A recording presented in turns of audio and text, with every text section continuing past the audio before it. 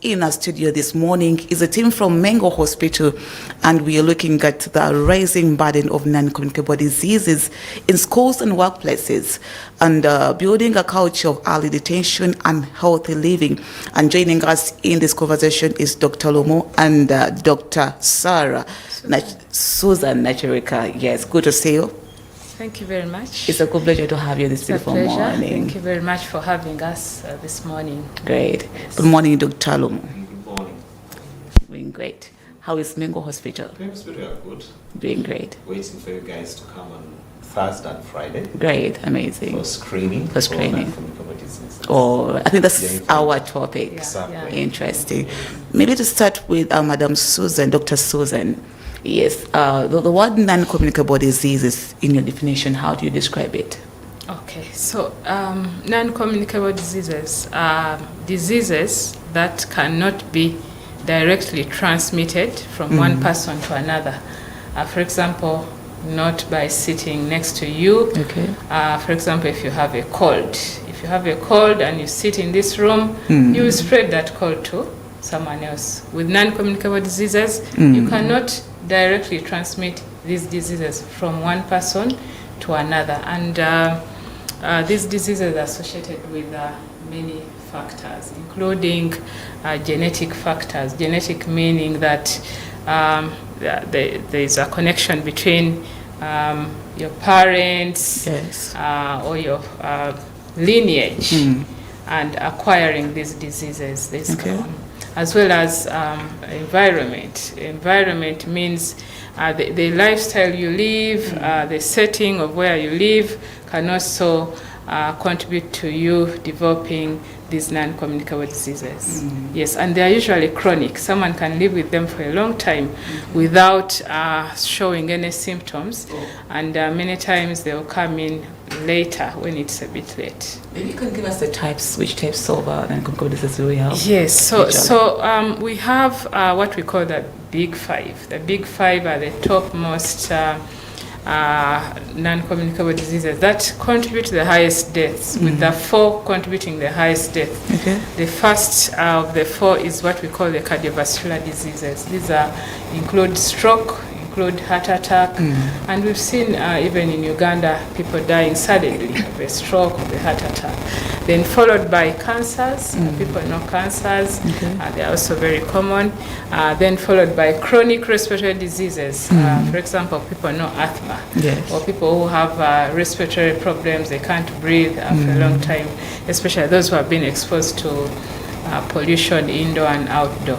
Then we also have diabetes, which is also among the top four non-communicable diseases that contribute to death. And among the top five is also mental health disorders. So those are NCDs. But there are many others. There is sickle cell, accident and injuries are also NCDs. There are also other NCDs that are there. Great interest. Maybe to go to Dr. William, what trends are you observing regarding the non-communicable diseases is rising in schools and workplaces across Uganda? I think, what is your take point about that? Thank you very much. Like Susan said, these are usually silent diseases, and in most cases they don't give you symptoms. Okay. That's the most worrying thing. And when you ask people to go for checkups, they don't want to go because they don't feel anything. Yes. So like malaria or a headache, where you have to go and seek for health. Now, we are observing a rising trend, certainly. The factors that are causing this rising trend is one of them is that we are not eating well. Yes. So we are eating unhealthily. So whether you are poor, whether you are middle class or upper class, or the high-notch people, you are catered for in terms of unhealthy eating. In the evening, you see when you go through the suburbs of Kampala or district Mukono, people are roasting things. There's a piece of chicken being roasted. There is chikomando. There is what is it called? Some refined juice being taken off Rolex. Yes. Yeah, those are very refined, high energy sort of foods. And then we also have the high end, the people you people work here in family TV, you may not go to the streets, but we go to the restaurants and bars in Kololo. Yeah. I won't mention their names, but they are there. So as much as somebody is taking something that costs about 2,000 or 3,000 shillings on the roadside, his counterpart is seriously taking the same material, though costing a higher amount of money, and also in a more sort of ambient place. When you talk about alcohol, for example, alcohol is also the increase among even youngsters and people in the workplaces. Whereas somebody in the upper Kololo place will be taking very expensive liquors, a glass of wine costing about 20,000 and beyond. Somebody's having a sachet of alcohol on the roadside in their pockets as they ride sort of borders and here and there. So that's why I'm seeing a rising trend. Now, in the past, some of us have been around for quite some time. Villages were villages. People used to feed organically, which is no longer the case these days. Even when you go to these days, when you go to the village, they want you to take them rice, they want you to take them the wheat flour, they want you to take them cooking oil. So basically, even the villages have been sort of urbanized. So it's rare for you to get a pawpaw, to get a jackfruit, to get all sorts of fruits from there. If anything, you're having those things. So there's that. And feeding unhealthily, both in schools. And in schools, it's even worse. Many times they're taking them refined drinks. I won't mention names for purposes of, but you know what I'm talking about. All supermarkets are full of juices. Our homes, some of us have what are they called? Family businesses in our garages. We're making tons and tons of juices. Then we have the daddies, the so-called daddies. There's crisps, gorillos. I didn't know what gorillos are manufactured. When you go for VD, you find that tons and tons of these materials are being consumed. And to make matters worse, the schools don't even have places where people can go and exercise. Schools are stored with a small compound, so they don't even go for school sports. So exercises are not there. When where we started from, we used to have compounds where we could go for PE, which is no longer the case. And now parents also are contributing to that. Reason being, when it comes to birthdays, instead of giving these people a bike, a ball, you're buying them PlayStations. So things like this are increasing. One, the NCDs at workplace and also in schools. Then also in the workplaces, we are seeing, I know I call it small business, we are small entrepreneurs. I bring my refined juice, which I've destroyed the fiber in it, I've blended it, I bring it very nice juice if you taste. Then Susan here brings daddies or cookies. So around lunchtime, you're exchanging. You're buying and exchanging. You sort of, I sell her my juice, she sells me cookies. And all these are contributing to consumption of highly refined foods, what we call ultra-processed foods that contribute to, that move this NCD epidemic. The other thing is the alcohol. Of course, the alcohol is on the increase. Uganda was doing very well in alcohol consumption. A few years ago, I don't know whether we have improved in terms of going down, but we've been doing that. Smoking, shisha. There's a restaurant I went to in Kololo there the other time and almost went out. Shisha was just all over the place. And then electronic cigarettes, cigars. All these people are doing. And then I've talked about unhealthy diets. I've talked about physical inactivity. Another thing is the physical inactivity. Many of us don't want to exercise at all.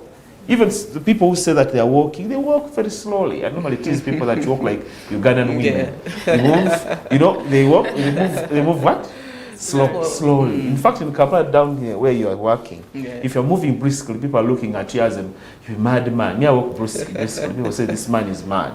So we're not exercising. And for some of you who move out of this country, when you go out to those big airports, instead of taking a staircase, instead of just walking, some of you take what are they called? Escalators? So you have a chance to exercise, but you're on an escalator which is going to take you a kilometer. That's a kilometer free of, that's a low-hanging fruit for you.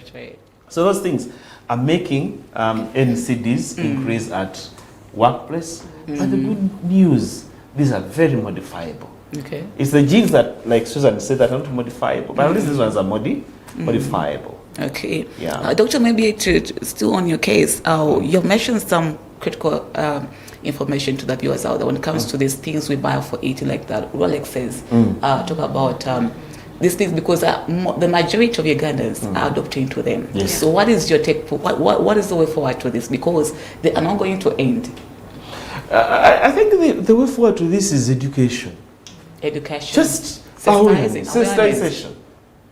Because normally where I pass when I'm going home, Yes. there's a roadside, people are selling these items, but there's also a market. Yes. Somebody's selling banana, somebody's selling cassava, somebody's selling a yam, somebody's selling sweet potatoes, somebody's selling something else, which is very organic. Yes, yes. But if people are in a hurry, they don't want to be disturbed, they want to eat. But we need to educate our people that, you know, whites, what we call the white foods, that is your rice, that's your maize flour, that is your wheat flour. Yes. Those are movers of obesity, movers of central obesity. So we need to tell them that, you know what, go back to the cassava. Take time to cook the cassava. Go back to the sweet potato. Go back to the beans.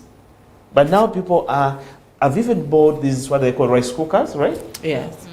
So they put it in the rice cookers, after cooking the rice, they keep it in a deep freezer, warming it after work.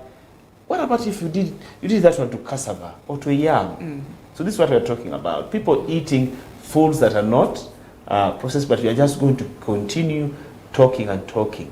Even you, when you are here after whatever program you do, remind people that always feed on organic, high fiber foods. It doesn't even take a second, a minute to mention that.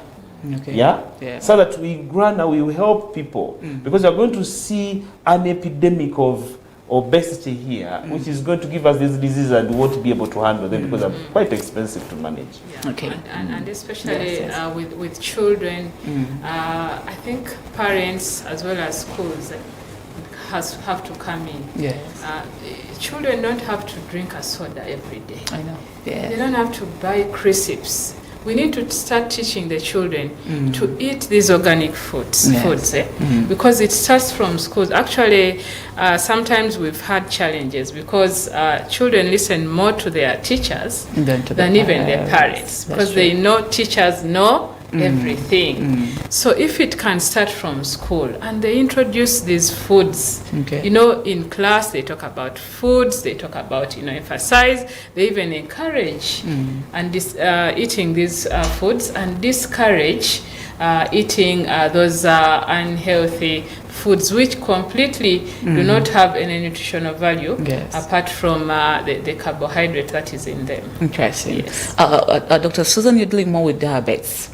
What is have you made a survey, and have we seen cases among the young children when it comes to the diabetes, or specifically to the adults? Yeah, so diabetes has types. The common types are the type 1, which is more in the younger people. Type 1 has nothing to do with the food that people eat. Type 2 is the one which is more common in the older people and adults. But we are seeing type 2 now in the children. Because of obesity, because of unhealthy feeding, we are now beginning to see, because children usually diabetes type 2 usually starts around above 30 years, above 40 years of age. But now we are seeing 15-year-olds, 20-year-olds with type 2 diabetes because of the lifestyle they're living. Yes. So it is a problem. A trend that is really becoming more and more common. It is worrying because then complications set in at a very young age, and then it's a big problem that has to be addressed. Let us look at the signs and the symptoms when it comes to non-communicable diseases that people intend to ignore, Doctor. Thank you very much. Symptoms and signs of non-communicable disease, of course, depend on the non-communicable disease we're talking about. Yes. But I'll talk about two common ones. Yes. I'll talk about diabetes. In the young, or people who are younger than 40 years, they may present with excessive micturition, excessive passing of urine. Okay. You wake up more than 5 or 4 times to pass urine at night. That's not normal. Please go and have yourself checked. Drinking water excessively. Every now and then you're feeling thirsty. No. So we've seen people sleeping with gallons of water at their bedside. So that could be a sign, a symptom rather. The thing is itching of the body. The other one is if you have pins and needles, you feel as if you're being pricked. The other one is weight loss, eating excessively. Every now and then you want to eat excessively, that could be a sign. Weight loss, like Susan has mentioned. Even just feeling weak. We have seen patients with diabetes, just because they're feeling weak, they've been treated wrongly or wrongfully for malaria or for infection. Yes. Yet the cause of weakness in that case is diabetes. Then we have also wasting. Wasting is different from weight loss. When somebody you lose more than 80% of your body weight and you're so thin like this, it's going to be diabetes. The other thing is impotence. I've had many in the study which I did in Mulago. I was able to demonstrate that people who had impotence, who were diagnosed with diabetes at that time, had impotence for 5 years before the diagnosis of diabetes was made. So even those men outside there were seeing us having impotence. This could be diabetes. There are things, wounds that not heal easily. Recurrent vaginal candidiasis. If you're a woman, then you have candida all the time that you're being treated for candida, that could be diabetes. And the other thing is, of course, men also can have what we call balanitis, when you have fungal infection of your private part. That could also be diabetes. And blurring of vision, shouldn't forget. Many of our patients, actually in main hospital, come to the eye clinic. They go to the eye clinic to have themselves checked, and when they go there, they're told they have diabetes. But we should also remember, in patients who are older than 45, sometimes or many times, diabetes may be asymptomatic. Okay. All right? So those are the symptoms. But those symptoms, the classic symptoms I've talked to you about, are more common or are commoner in young children. Okay. Now, the other NCD in terms of symptoms I want to talk about is high blood pressure disease, what we call hypertension. What I must tell our viewers is that hypertension does not have symptoms in 95% of people who have it. So please do not wait for symptoms. So how can I tell? Now, you may not, the only way you're going to tell is to come to the hospital. And also, when you have risk factors, we didn't go through the risk factors for diabetes and hypertension. Probably I could touch it. But for hypertension, if you have a family history, I'm talking about first-degree relatives, your mother, your real mother, you know, for us in Uganda, you have many mothers, but I'm talking about your biological mother, your biological father or brother. If they have hypertension, they are 5 times at risk. And age. The age. The moment you reach 4th floor, you are no longer a young person. Even in Uganda, we are seeing these things coming in at the age of 35. But 40 years, they are now serious. This is serious business now in terms of non-communicable diseases. The other thing is obesity. Yes. And the obesity we're talking about is the central obesity, what they call corruption curve. Okay. The other thing that we need to talk about is smoking, excessive alcohol consumption, physical inactivity. There are some disease conditions also, some medical conditions one might have, but also drugs, some medications. Many viewers here have a habit of taking prednisolone or dexamethasone. Yes. I have a careful dexamethasone. I'm not feeling so well, take a dexa. I think it's a common one now. So that one can predispose you to diabetes and hypertension. Please do not take that one anyhowly. Then what else have I mentioned? I've left Dr. Susan in terms of risk factors. I think you've mentioned. But also for women, if you're watching us, all your kids, the babies you deliver 4 kilograms and above, that is diabetes. Please be screened. Or you have ever had what we call gestation diabetes. Sometimes your sugars tended to get a little bit high during pregnancy, but then they went down. That is a risk what? Risk factor for diabetes. Did you talk about stress? Individual stress. Stress. Stress. Sleep deprivation. Many of us don't want to sleep on our phones at night, and then it's night or morning when it comes to 1 a.m. This morning, yeah. So you are, instead of sleeping, you are on WhatsApp, you are on TikTok. Yeah. So sleep deprivation, stress. I've talked about smoking, excessive alcohol consumption, physical inactivity, obesity, family history, and of course our ethnicity as black people. Yes. So we're already predisposed to hypertension, we're already predisposed to diabetes. Yeah, and many other factors. Some of them are like high lipids. If they examine your blood and they find that you have very high fats in the body, in the blood, that's the risk factor for diabetes and hypertension.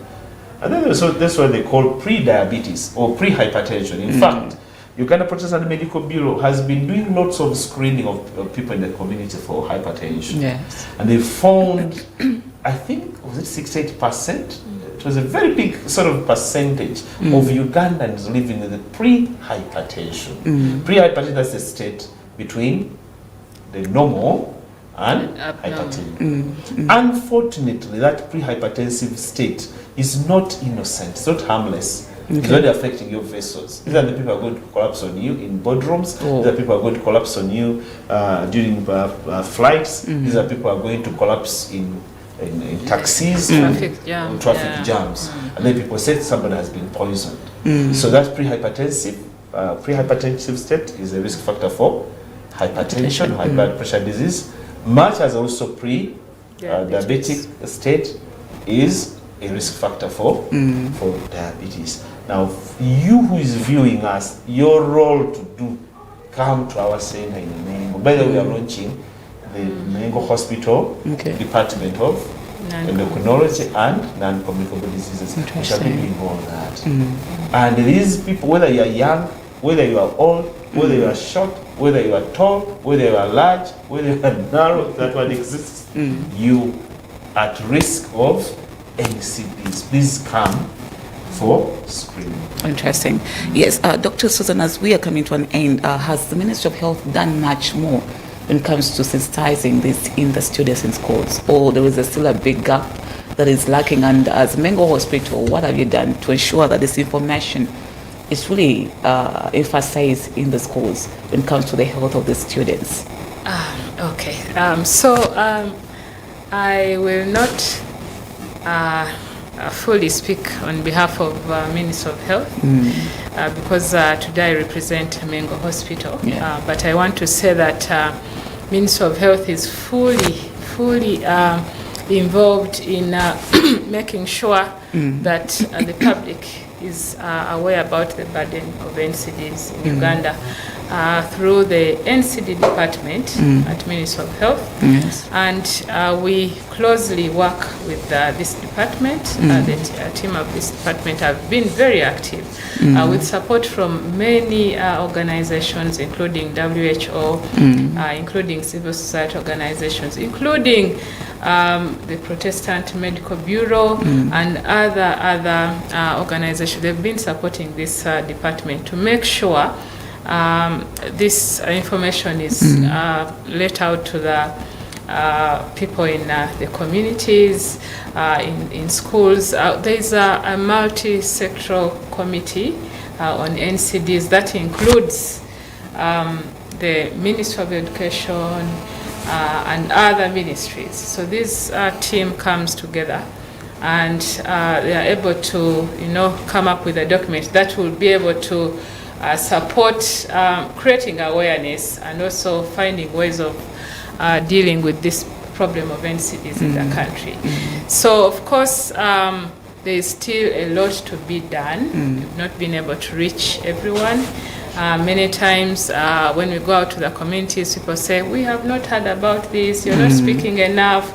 And that's why we actually want to partner a lot with media. We know that media reaches a big population of people than we would do when we just go singly to the different facilities. So what has Mengo done? Mengo, like Dr. Almo has said, has started an NCD department. Now, this department has key key activities that it's going to make sure that we bridge this gap and reduce the burden of NCDs. And we contribute to reducing this burden. Okay. We have an arm that provides health education. We go out to the communities. We are here on TV. We are everywhere teaching people. We also have an arm where we are training. We are training health workers across the country on how to manage, because we cannot manage everyone in the country. We also have an arm where we are providing quality care. Okay. So when you come in, quality care includes teaching you how to live and also prevention. And we also have an arm where we are doing research. So this research informs us so that we can really come out and say that this is a problem to the people with evidence. So that's what we are doing as a Mengo Hospital. Okay. Doctor, what is your advice to the schools and workplaces aiming to create a culture of healthy living? Okay. So my advice, I think we've touched a little bit here and there, but my advice is let's go back to the basics. Yes. Basics of nutrition. Basics of nutrition is what we call a PVC. Protein, Yes. vitamins, carbohydrates or starch, and that's what is taught in the primary, I think 4 or 3 or something. Yes. So when you have a plate of food, what have you put there?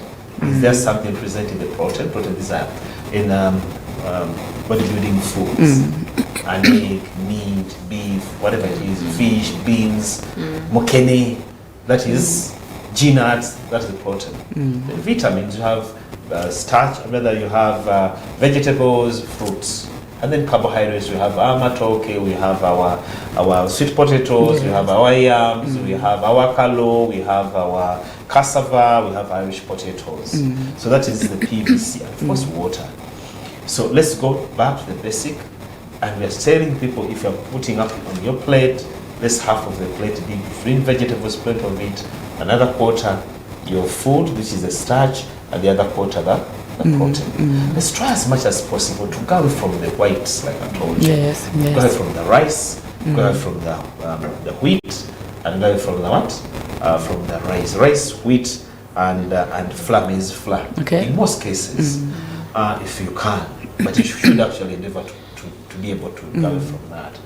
The other thing which you are telling, the advice you are telling people, when you are parking out, you should go back to having programs, school programs, whereby we educate, first of all, the teachers and the teachers. We need to work with the Ministry of Education to tell them that, look here, we are breeding a population that's going to be very difficult to manage with NCDs, so that we go back to feed, basic life. Some of us said a little bit in previous, so we used to eat very organically, the other thing that we are going to do, what should be done is, like she said, mass media, people should help us. This is a low-hanging fruit for us. Yes. Get us to come and talk.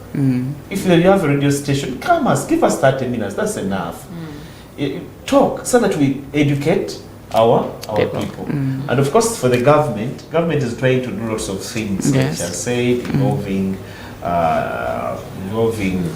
other partners, but still all of us, we need to act, because NCDs, when you are hit, you are going to go through it alone.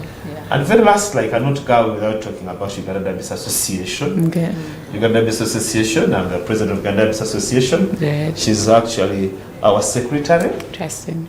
So in November is the diabetes month. Okay. So we are talking about diabetes. The theme is diabetes and the workplace. Okay. Because 60 to 70% of people living with diabetes, they're either in schools or at workplaces. So this is okay. I mean, having a program like this, we cannot overemphasize. We cannot overemphasize the fact that we should guard ourselves from getting diabetes. Yeah. Maybe so. Total 1 second. Oscars are done. 2 or 3 seconds, like 1 minute. Okay, so it's been a pleasure having us today, this morning. Thank you very much. And the viewers, we are out there. We want to make sure we participate, all of us. Let's join our hands and fight NCDs. Otherwise, they are going to take us. And I want to once again invite you to Mengo Hospital on Thursday this week and Friday. We are going to provide free screening for NCDs. Free screening, including those who are living with diabetes. We shall check your blood sugars, blood pressures. We are going to provide education. We are also going to provide free eye screening for those who are living with diabetes, as well as prostate cancer screening to the men. So please come in, and on Friday at the launch, we've been honored to receive the Katikiro of Uganda, who is going to be there to launch. So please come in, everyone. Thank you. So I believe the services are all for free, no charge. Yes. So Ugandans mwagala ebintu by'obwerere so naku nano Mengo Hospital, yes. So you brought the free thing. Oh, exactly. Please come. Whether you are young, whether you are whatever, please come. All right. Thank you so much, Dr. William. Thank you so much, Dr. Susan. And Mengo Hospital, every Tuesday, we are always there with him to see that they share with us when it comes to your health matters. And trust me, your life will be changed and transformed. My name is Rita Nandiro. Allow me to wish you a blessed Tuesday till tomorrow, the same time, the same day, only on Church of Uganda Family TV. Bye-bye. This is Church of Uganda Family TV.